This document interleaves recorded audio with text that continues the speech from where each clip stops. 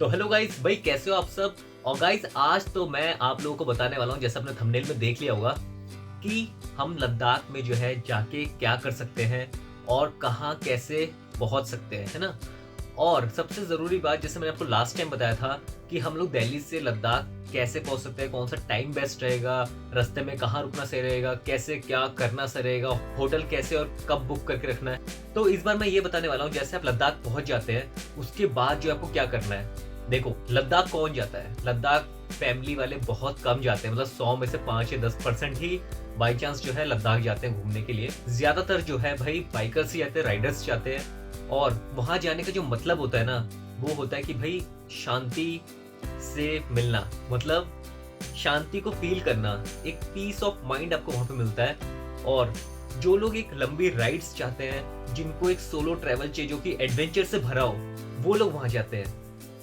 जैसे आप लद्दाख पहुंचते हैं ना, तो लद्दाख के बाद आपको जो है क्या मिलता है, आपको लंबी लंबी राइड्स मिलती है, बहुत ही सुंदर और अच्छे अच्छे पहाड़ देखने को मिलते हैं, बहुत अलग अलग रोड्स मिलते हैं, अलग अलग तरीके के पहाड़ आपको देखने को मिलते हैं। तो वहां जाके आपको क्या करना होता है, लद्दाख में कोई ऐसी जगह नहीं है, क्योंकि पूरा लद्दाख जो है ना एक तरह से रिमोट एरिया है। और उस जगह आपको फील होता है कि अगर हम लोग बाय चांस धरती पे पहले पहले आते, या अगर हम लोगों को मार्स में रहना पड़े या मून में रहना पड़े, तो हम वहाँ पे कैसे रहेंगे। तो सेम वैसा ही आपको जो है ना एक्सपीरियंस वहाँ पे होता है। वहाँ पे लोग आपको आसानी से नहीं दिखते हैं, बहुत कम लोग दिखते हैं, बहुत दूर 50 60 100 किलोमीटर बाद जो है शॉप्स नजर आती है, वो भी छोटी मोटी शॉप्स, अगर बाई चांस आपको दिख जाए तो ही नजर आएगी। तो ये सब चीजें ना लद्दाख में जाकर आपको एक्सपीरियंस करने को मिलता है। और लद्दाख जाने का जो मेन मोटिव होता है, जो राइडर्स जाते हैं वो जाते हैं नेचर को महसूस करने के लिए। तो जैसे आप लद्दाख पहुंचते हैं ना, जैसे कि मैं गया था, मेरा जो मोटिव था, जो मेरा एम था, वो था भाई उमिंगला पास करना, मतलब वर्ल्ड का हाईएस्ट मोटरेबल रोड, जो कि अपने हाईएस्ट एल्टीट्यूड के लिए जाना जाता है।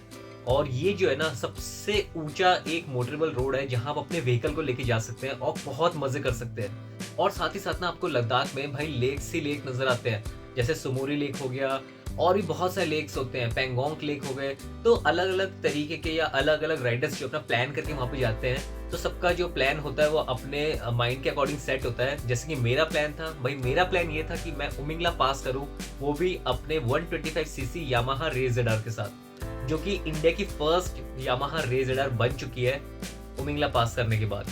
तो मैं आपको ये बताता हूँ, अगर आप लद्दाख पहुंचते हैं, अगर आपको लेक्स वगैरह देखना है, तो आप जो है पेंगोंग लेक जा सकते हैं, या रास्ते में भी आपको बहुत सारे लेक नजर आएंगे। ऐसा नहीं कि आपको पेंगोंग लेक ही जाना है, बहुत तरीके के लेक्स जो है लद्दाख में नजर आते हैं। तो मैं उनमें से था जिनको लद्दाख में जाके सीधा भाई वर्ल्ड के हाईएस्ट एल्टीट्यूड रोड पे जाना था अपनी स्कूटी के साथ। और मैं आपको ये बताने वाला हूँ कि अगर आप लद्दाख जाते हैं तो आप जो है ना उमिंगला पास कैसे पहुंच सकते हैं। देखो, उमिंगला पास जाने के लिए ना आपको लद्दाख से सबसे पहले हानले जाना पड़ेगा।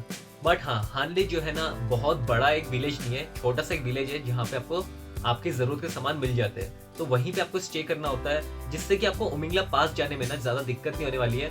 वहां से 90 to 100 किलोमीटर आपको उमिंगला पास पड़ता है। बट अगर आप मॉर्निंग में अपने व्हीकल से, बाइक से, गाड़ी से, जैसे भी है, लद्दाख से हानले की तरफ निकलते हैं, तो हानले पहुंचने के लिए आपको जो है पूरा दिन चाहिए होता है, क्योंकि रास्ता भी आपको बहुत लंबा देखने को मिलता है लद्दाख से हानले तक का, और आपको बहुत सारे ऑफ रोडिंग भी फेस करने को मिलता है। तो आप लोग कोशिश कर सकते हैं कि आप लोग मॉर्निंग में लद्दाख से निकल के सीधा हानले विलेज पहुंचे, और हानले से भाई नेक्स्ट डे आप जो है उमिंगला पास के लिए निकले, क्योंकि हानले में जो आपको रूम्स वगैरह है ना वो मिल जाते हैं। बट हाँ, अगर आप पीक सीजन में जाते हैं ना, तो आप पहले से ही रूम जो है बुक करके रखना, या अपने होटल्स को बुक करके रखना। होटल तो वहाँ ज्यादा नहीं मिलेंगे आपको, एक आध मुश्किल से मिलते हैं, वो भी आपको ऑनलाइन दिख जाएंगे, बट बहुत ज्यादा कॉस्टली होता है।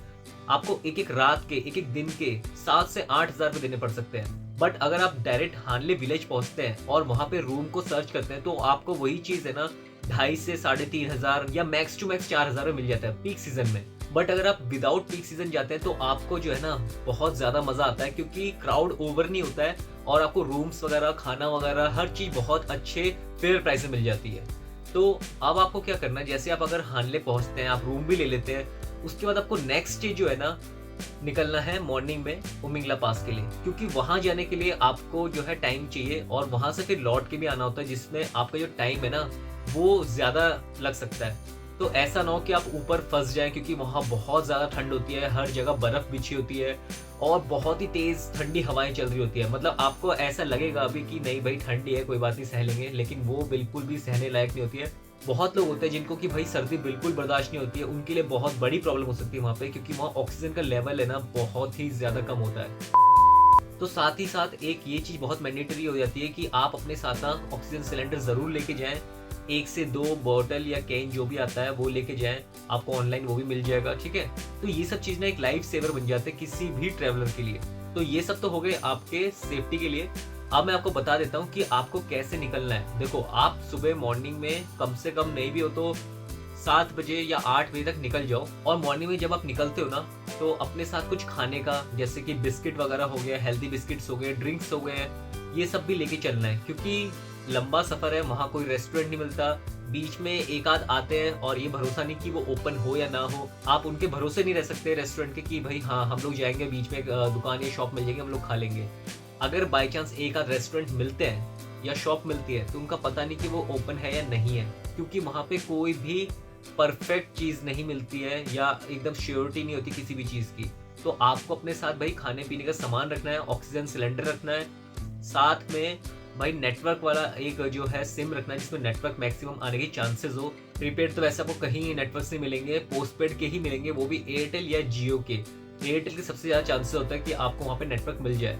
तो आप कोशिश करना कि अपने साथ जो है ना हमेशा लद्दाख ट्रिप में एक ऐसा पोस्टपेड कनेक्शन रखें जिसके नेटवर्क्स जो है मैक्सिमम आपको मिलते रहे। उसके बाद जैसे आप मॉर्निंग में निकलते हैं ना, तो आप लगभग 4 साढ़े 3 से 4 घंटे में उमिंगला पास तक पहुंच जाते हैं, क्योंकि 90 किलोमीटर्स है। बट वो जो चढ़ाई है ना, उसको करने में थोड़ी सी प्रॉब्लम आती है व्हीकल्स को, क्योंकि ऊपर जाके ना भाई ऑक्सीजन लेवल बिल्कुल खत्म हो जाता है। आपको भी सांस लेने में बहुत दिक्कत हो सकती है, या आप थोड़ा बहुत पैदल चलेंगे या रुक भी जाएंगे या खड़े होंगे, वहाँ पे स्टे करेंगे, फोटोज वगैरह लेंगे, तब भी आपको ना फील आएगा कि आप सांस नहीं ले पा रहे हैं। और सच में आपको वैसा ही लगने वाला है, आपकी ज़रा सी हरकत पे ही आपका जो है ना सांस फूलने लग जाती है और आपको ऐसा लगता है कि भाई दम घुटने वाला है। तो वो चीज़ आप ध्यान रखना।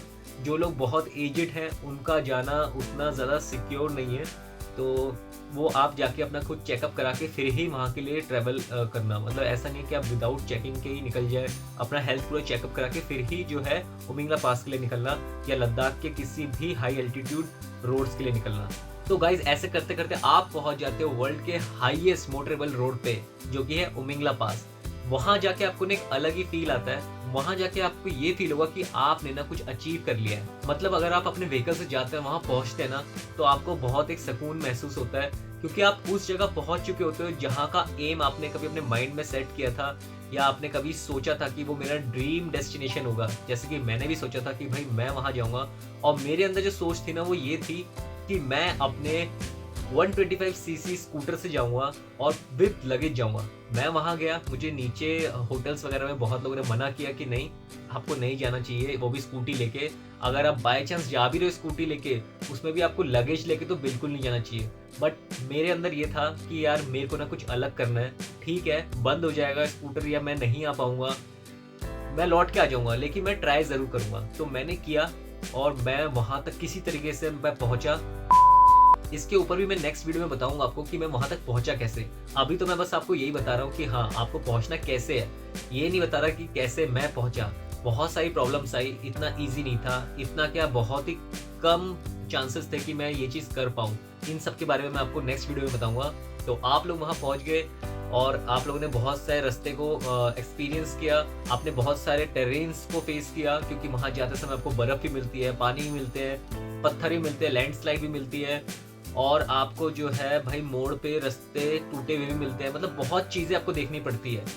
तो ये सब करने के बाद ही जो है आप पहुँचते हो वर्ल्ड के हाईएस्ट मोटरेबल रोड पे, उमिंगला पास पे। तो जब आप यहाँ पे पहुँच जाते हो, आपको खाने पीने का भी रेस्टोरेंट मिल जाता है। साथ में आप वहाँ पे कुछ सोवेनियर्स भी ले सकते हो, जैसे कि मैं लेके आया था। मैंने कुछ फ्रिज मैग्नेट्स लिए थे और मुझे सर्टिफिकेट भी मिला वहाँ पे।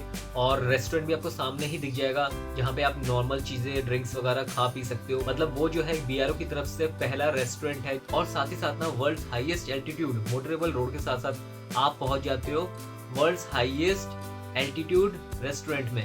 वहाँ पे आप खा सकते हो कुछ भी, मतलब ड्रिंक्स वगैरह, चाय, कॉफ़ी, थोड़े बहुत स्नैक भी मिल जाते हैं आपको।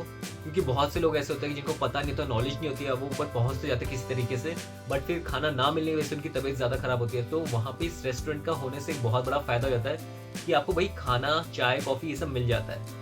और बाकी अगर आपको शॉपिंग करनी है तो छोटे-मोटे चीज़ भी मैंने आपको बताया कि आप सोवेनिर्स ले सकते हो, या बहुत सारी चीज़ें वहाँ पे आपको देखने को मिल जाती है। उसके बाद आपको क्या करना होता है, जब आप वहाँ पे पहुँच जाते हो, तो आप भाई इधर-उधर का पूरा एकदम फ़ील करो, क्योंकि आप इतनी ईज़िली वहाँ पे नहीं पहुँचे हो, आप इतनी जल्दी नहीं पहुँचे हो। आपको वहाँ पहुँचने के लिए बहुत टाइम लगा था, बहुत सारे पैसे लगे थे, है ना? बहुत सारी प्लानिंग लगी थी। तो उस जगह पहुँच के ना आप बिल्कुल भी जल्दबाज़ी मत करना कि बस मैं पहुँच गया हूँ, अब बस फ़ोटो खींचा और निकल गया। नहीं, आप थोड़ा उस जगह से रुकना, थोड़ा-सा वेट करना, अच्छे से एक चीज़ को फ़ील करना, खाना-पीना, फ़ोटोज़ लेके उसके बाद कुछ अपने आप को टाइम देके फिर वहाँ से निकलना।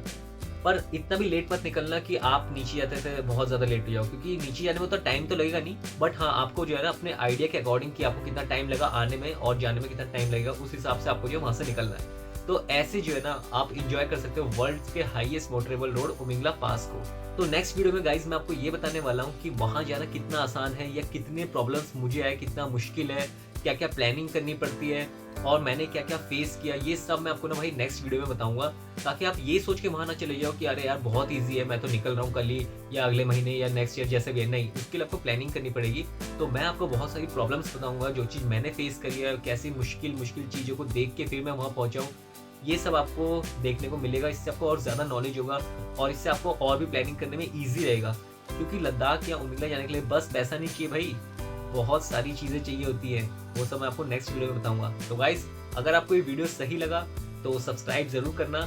ऐसे ही वीडियोज़ मैं लाते रहूँगा, बहुत सारी नॉलेज आपको देता रहूँगा, जिनको भाई ट्रैवल करना है, दिल्ली से लद्दाख करना है या उमिंगला पास करना है, या जहाँ पे भी मैं जा रहा हूँ, मैं हर एक एक्सपीरियंस आपको शेयर करता रहूँगा।